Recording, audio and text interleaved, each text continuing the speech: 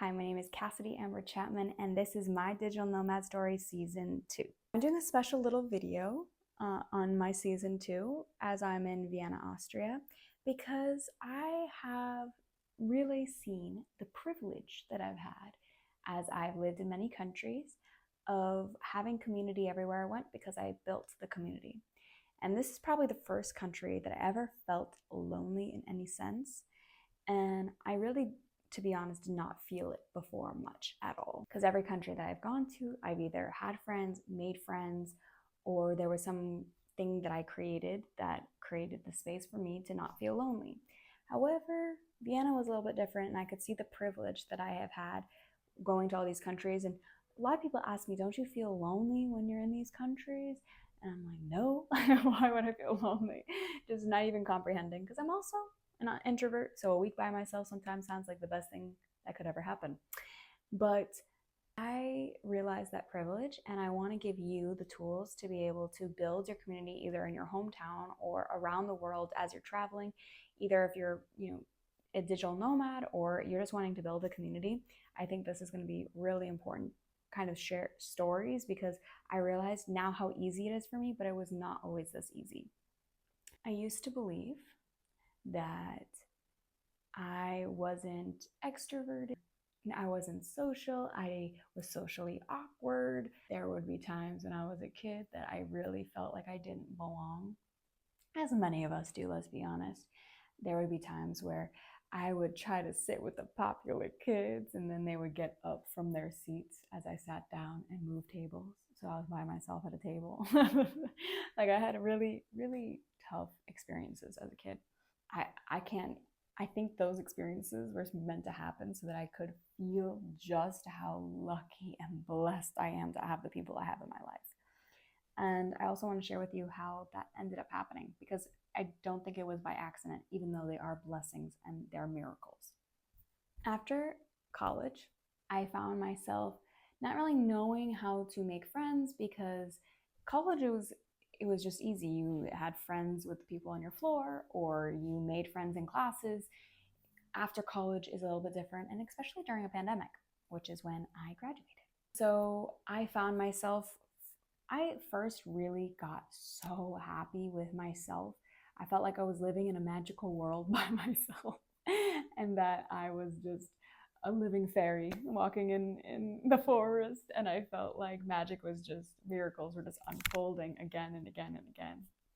And I was really happy and content with who I was and pouring love onto myself. And so that's this place that I was starting from, which was different than when I had tried to get into friendships or relationships or whatever before.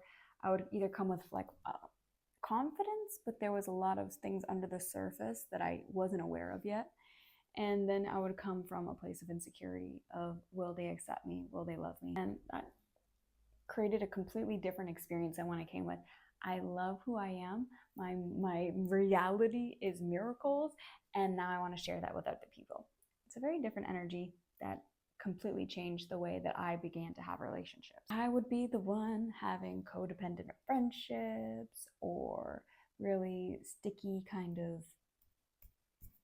dynamics that weren't very healthy. And I'm not saying that all of my friendships were like that, but there was definitely some that had that co-creation that I co-created.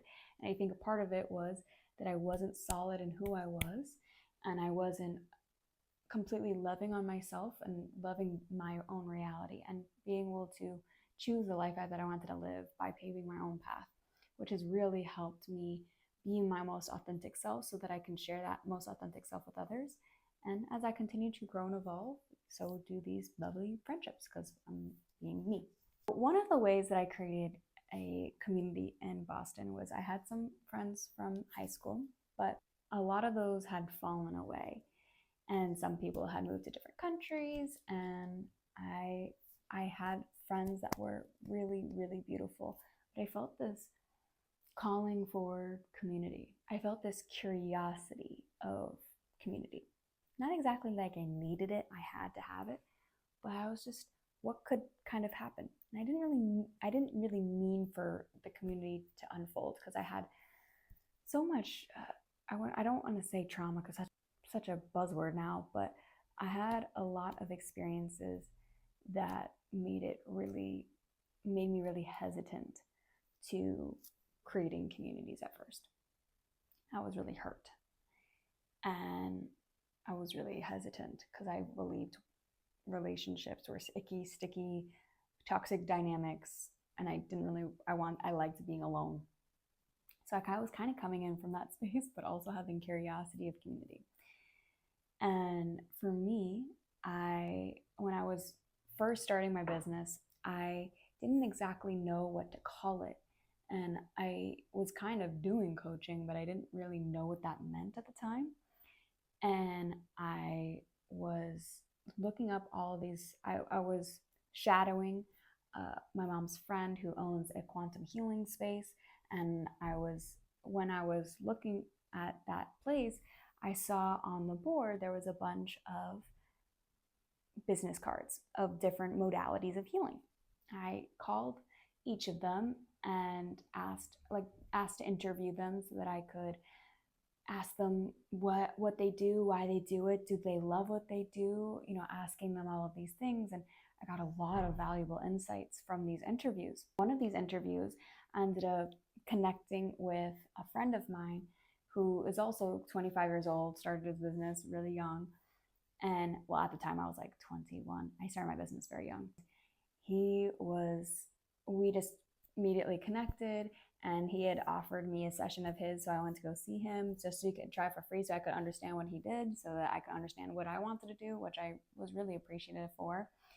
And again, it was just an instant connection, and he invited me to his birthday party. At the time, again, I'm very hesitant towards also male friendships because I didn't trust men. I didn't trust what they like. I was like, nope, he wants something from me. And then I went to his birthday party, and he was just so authentic. I had never met someone so not caring what other people thought. And I was very hesitant, thinking like, is this real? Like, what's wrong with this guy? But I also, at the same time, I felt a pull of, I want to be this authentic, a pull. I mean, every time that I was judging him was really judging myself. And when I wasn't being authentic, like fully authentic with other people. And I remember going to his birthday party, and it was Soul Tribe ignited in one party. It was a friend group was just ignited. I went by myself, and I met so many incredible people, and I am still friends with many of these people to this day. And I'm so grateful to my friend who had created this gathering, created this birthday party that ignited so much love, so much community, so much connection. And through that birthday party, all of these friendships and connections began to form.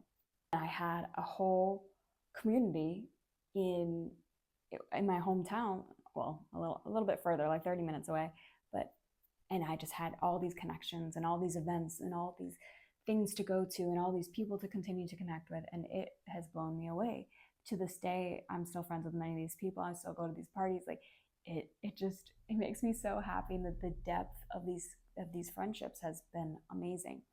Now, at first, I also will admit I was a little thrown off by how authentic everybody was.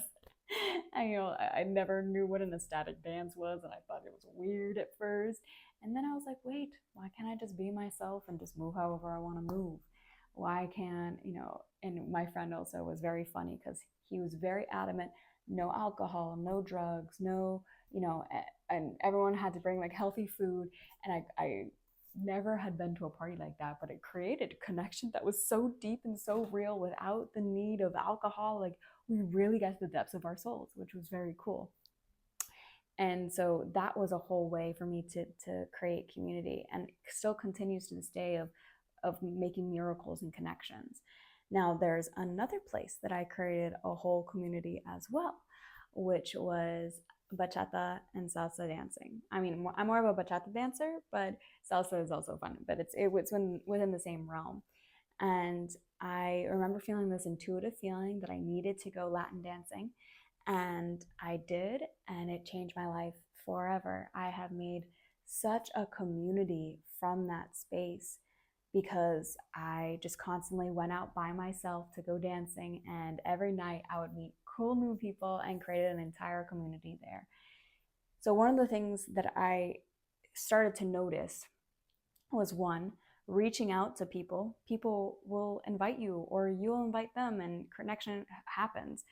When I went to dancing, I realized sometimes you just got to go by yourself to events and you'll start creating community that is beautiful. It's so beautiful. I mean, the community there blew my heart open with love. And I ended up asking people out to lunch after dancing or the next day, and I created lifelong friendships just by asking someone out to lunch. And I realized that there's a lot of courage and there's a lot of bravery that happens, but you create lifelong friendships from these things. And another thing is that I started my business at a very young age. I was 21, 22. No, I was 21, 22, something like that. And I was always the youngest entrepreneur in groups, in retreats, in a lot of places where people are like, what?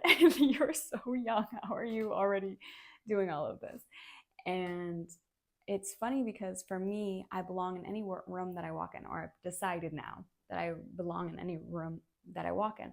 And some of my younger friends make fun of me because I have a lot of friends that are not my age. I have a lot of friends that are a lot older than me. And I think there's no limits in age of friendships. And I know in our society can make us feel like we have to be friends with people our age, but really there's so much deep, rich connection that you can make with people that are not your age, that are older, wiser, or that are younger, or whatever like their age is no limit to love. Age is no limit to connection. And one thing that I would suggest if you're building your community is not be rigid in the type of people that you want to connect with and the age that they need to be, because there's something so beautiful about just creating connection, because love is just formed, and you'll be surprised like how much love will get to just be formed. Now, for some people, they can see me and it still seems weird, but I would probably say it's because within them there's something that they actually want to connect with these people in this way. And another thing is since I've really created a solid foundation within myself, and I can see sometimes I can feel like people are weird, but I really accept people for who they are. And that has allowed me to create really deep friendships and connection and genuinely have love for humanity. And when I genuinely have love for humanity, I genuinely have love for people, then I create these genuine friendships that are super deep and authentic. And so if you're struggling to create that love for people, because it can be really hard sometimes when we've been hurt, one of the suggestions that the tools that I absolutely adore was, I think this was from the book Karma by Sadhguru, and just looking at people and just saying, I love you in your mind, not needing it to say it to anybody, just saying, I love you. I love you. And seeing people that you didn't exactly agree with and just saying, I love you. And then going off and just seeing strangers, or even as they're walking by or driving by, or if they cut you off in traffic, just seeing them, just bringing up the feeling of love and just saying, I love you. That exercise has changed my life because it really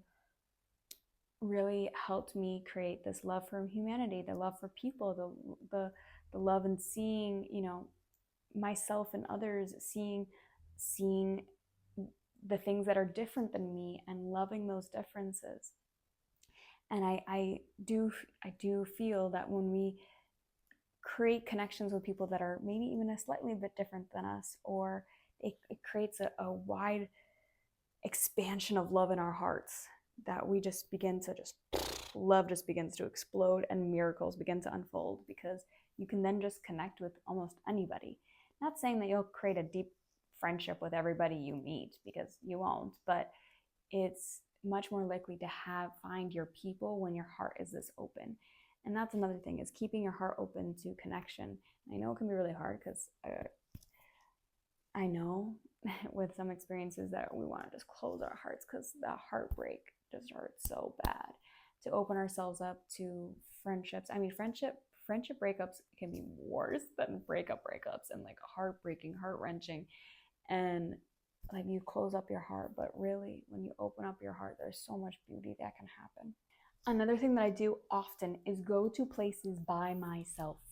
And I mean events, open mics, networking events. I see some kind of, I don't know, breathwork night, and I go. And there's so many times that I've met people, or I've been able to connect with people because I go to these things by myself. And especially masterminds online. I have so many friends worldwide because I become a part of worldwide groups, worldwide coaching programs, and I meet people from all over the world.